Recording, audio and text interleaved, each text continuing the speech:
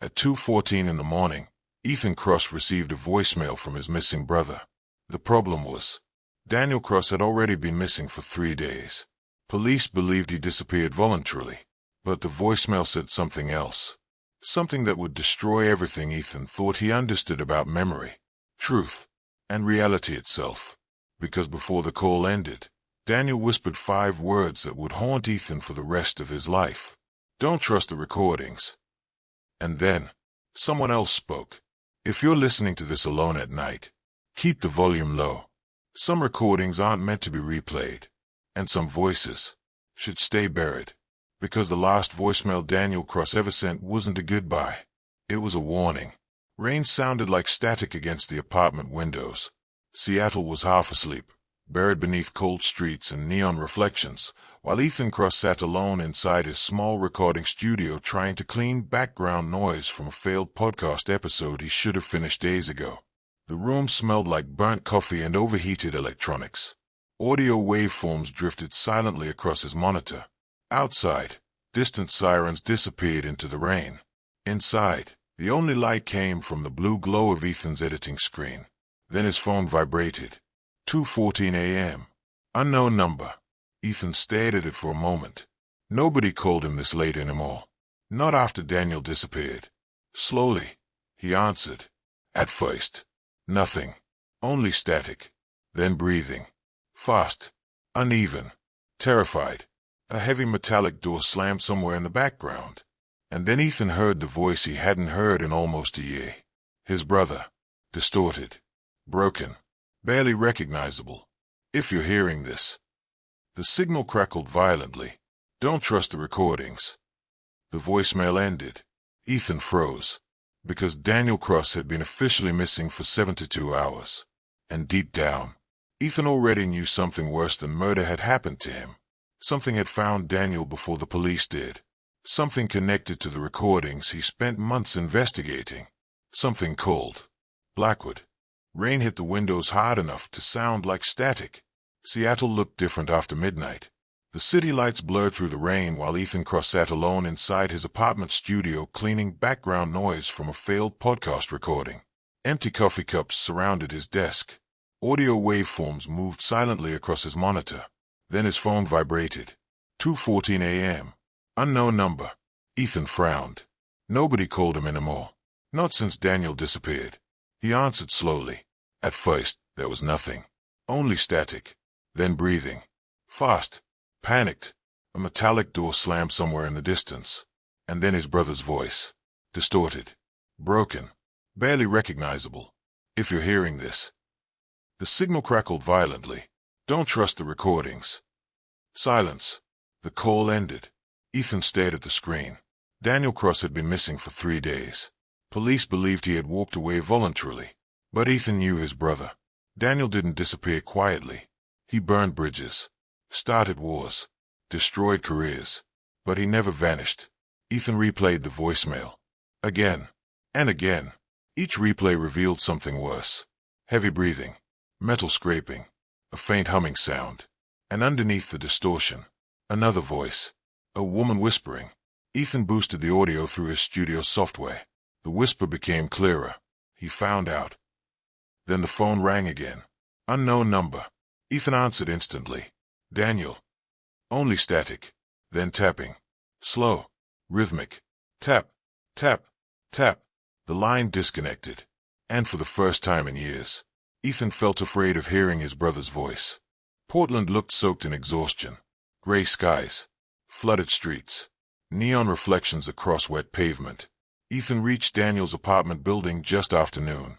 Police tape still hung near the lobby entrance. A tired officer stopped him. You family? Younger brother. The officer nodded. You can look around. Detectives already processed the unit. Did they find anything? The officer hesitated.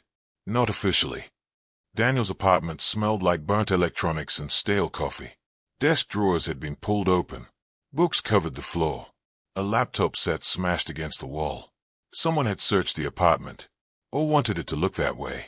Then Ethan noticed something written directly onto the wall beside Daniel's desk. The audio is lying. The handwriting was calm, precise, deliberate. Daniel wrote it carefully, like he wanted whoever found it to remember those exact words. Ethan searched deeper.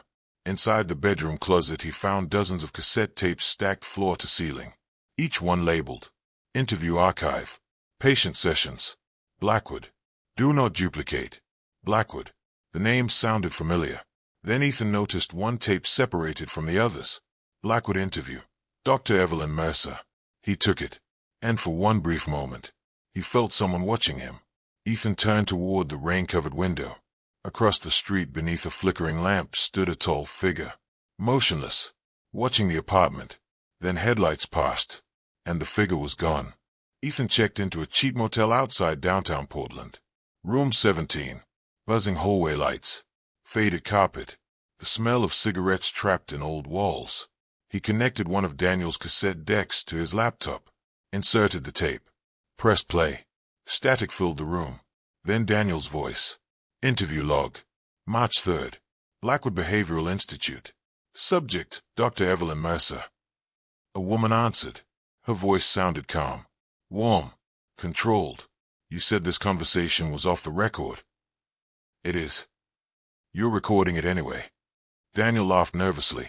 I record everything. A pause. Then Dr. Mercer spoke again. No, Mr. Cross. You only record what your mind allows you to hear.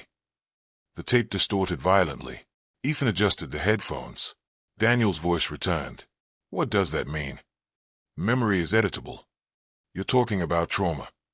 No. Another pause. I'm talking about perception. Static exploded through the speakers. Then something impossible happened. A new voice appeared. Ethan's voice. Clay. Sharp. You should have left this alone, Daniel. Ethan ripped the headphones off instantly. The tape ended. His hands trembled. The recording was dated 8 months earlier. He had never heard this tape before. So how was his voice on it? Detective Lena Ortiz looked exhausted. Dark circles under her eyes. Cold coffee beside stacks of paperwork. She studied Ethan carefully across the police station interview room. You believe someone edited the tape? No. Then what are you saying? Ethan hesitated. I think the tape changed. Ortiz leaned back slowly. That's not helping your credibility. Ethan placed Daniel's voicemail on the table, then explained this. She listened quietly. The room felt colder after the recording ended. Ortiz frowned. Where did you get this? My phone. She replayed the final seconds, then paused. There's another voice. Ethan nodded. He found out. Ortiz stared at him. That's not what she says. Ethan blinked. What? She says, he's still alive.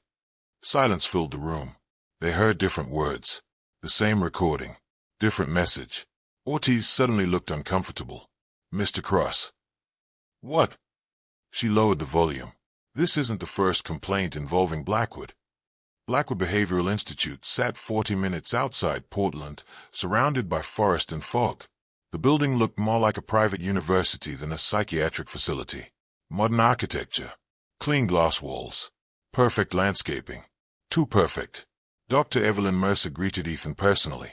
She wore gray professional clothing and spoke with unsettling calmness.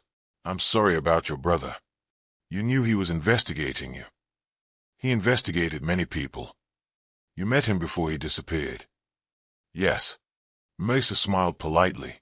Daniel believed perception could be manipulated through sound. Ethan stared at her. You're saying that like it's true. It is true. She led him through silent hallways. Patients sat in isolated rooms wearing headphones, listening. Some cried. Some stared blankly ahead. One elderly man whispered repeatedly. The tape keeps changing. Ethan stopped walking. What exactly do you do here? Mercer answered calmly. We study memory reinforcement. That sounds illegal. Only when it works. That night Ethan reviewed more tapes. Each playback became stranger. Conversations shifted. Names changed. Entire sentences disappeared. One tape contained an interview with a missing patient named Claire Holloway. During the first playback she said, "They made me forget my daughter." The second playback, "They made my daughter forget me." Third playback, "There was never a daughter." Ethan stopped the recording. Sweat covered his neck. He exported the audio files digitally. The waveforms physically changed each time he reopened them. Impossible. Unless Daniel was right. The audio itself wasn't changing. The listener was. Using a receipt found inside the apartment, Ethan tracked down Daniel's storage unit near the Portland docks. Inside he discovered boxes of tapes, hard drives, photographs, newspaper clippings, and a locked safe. Inside the safe was a mini cassette recorder. Daniel's final field log. Ethan pressed play. Daniel sounded terrified. If this tape reaches you, they already know I copied the archives. Heavy breathing. I thought Blackwood was studying trauma therapy. I was wrong. They are studying perceptual obedience. A loud metallic sound echoed. They discovered specific audio frequencies can alter how the brain interprets memory. Daniel's voice cracked. Not hypnosis. Not mind control. Something worse. They can make people doubt reality itself. A door slammed open somewhere in the recording. Daniel whispered, "If you hear my voice after tonight, it may not be me." Then the tape ended. Ethan returned to the motel after midnight. Rain hammered the parking lot, and standing beneath the flickering neon sign was the same tall figure from outside Daniel's apartment. Motionless, watching him, Ethan approached slowly. The figure stepped backward into darkness. Gone. Inside his motel room, the cassette deck was already running. He knew he had turned it off. Static filled the room. Then a familiar voice emerged. "Daniel, Ethan, if you're hearing this, don't look behind you." Ethan froze. Every muscle locked. The motel bathroom door creaked open softly. He turned. Nobody there. Only darkness, and water dripping slowly from the sink. Ortiz arrived at the motel at 3:11 a.m. She looked shaken. "I checked Blackwood's financial records," she said. "And they've received classified defense contracts for almost 15 years. Ethan stared. "Military." Ortiz nodded. They weren't treating patients. They were testing cognitive influence. She placed a file on the table. Missing persons, former patients, employees, journalists. Daniel's name appeared at the bottom. Ortiz lowered her voice. "You need to stop listening to the tapes." "Why?" "Because I think they are conditioning you." Ethan laughed nervously. "That sounds insane." Ortiz looked directly at him. "You've replayed the voicemail 43 times. Ethan went silent. He never told her that. Ethan and Ortiz broke into Blackwood Institute during a storm.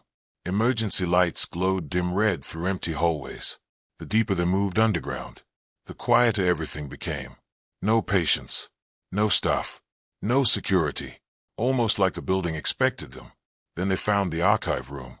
Thousands of tapes lined metal shelves from floor to ceiling, each labeled with names, dates, psychological profiles, human memory cataloged like evidence. Ortiz picked up one tape. Subject, Ethan Cross. Ethan stared at it. No. His hands shook. The date on the label was tomorrow's date. Not today. Tomorrow. Ortiz slowly inserted the tape into a recorder. Ethan's own voice filled the room. "I shouldn't have come here. Daniel was right. None of this is real anymore." Ethan stepped backward. "That hasn't happened yet." Then another voice interrupted the recording. "Dr. Mercer. Calm. Controlled. Perception always arrives before reality." The lights went out. Emergency lights flickered back on. Dr. Evelyn Mercer stood at the end of the archive room. Composed. Motionless. "You shouldn't have entered this level." Ortiz pulled her gun. Mercer didn't react. "You manipulated people," Ethan said. "No." Mercer stepped closer. "We removed suffering. You destroyed their minds. We removed painful perception." Mesa looked toward the endless shelves of tapes. "The human brain already edits reality every second. We simply learned how to guide the process. You made people forget." Mercer smiled faintly. "Everyone forgets. We only decided what was worth remembering." Ortiz raised a weapon higher. "Where's Daniel?" For the first time, Mercer hesitated. Then she answered quietly. "He heard something he wasn't supposed to hear." Mercer handed Ethan a final cassette tape. "No label. No date. Your brother wanted you to hear this personally." Ethan inserted the tape. Daniel's breathing filled the speakers. He sounded exhausted. Broken.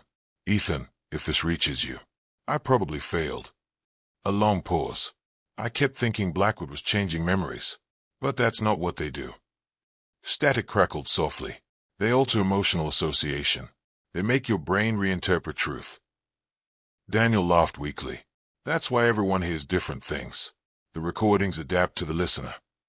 Heavy footsteps echoed nearby. Daniel lowered his voice.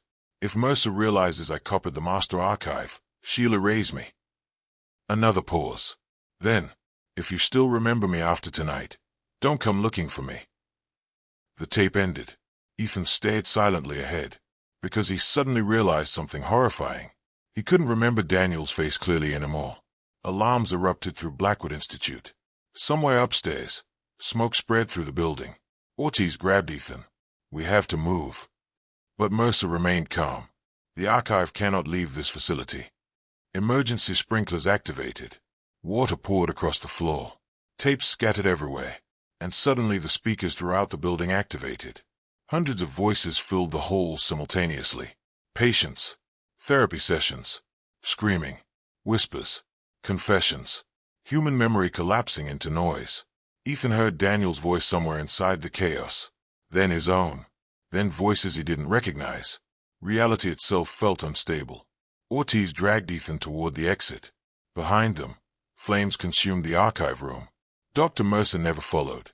She simply stood inside the firelight watching the tapes burn. Almost peacefully. 3 weeks later, Blackwood Behavioral Institute officially closed after an unexplained electrical fire. No bodies were recovered. Dr. Evelyn Mercer disappeared. Federal investigators sealed all records. Detective Ortiz resigned from Portland PD 2 days later, and Daniel Cross was declared legally missing. Ethan returned to Seattle. Most nights he couldn't sleep. Sometimes he replayed Daniel's voicemail. Sometimes the message changed. Sometimes the whisper said, "He found out." Other nights, he's still alive. Once, very late at night, Ethan heard something else entirely. You already forgot him.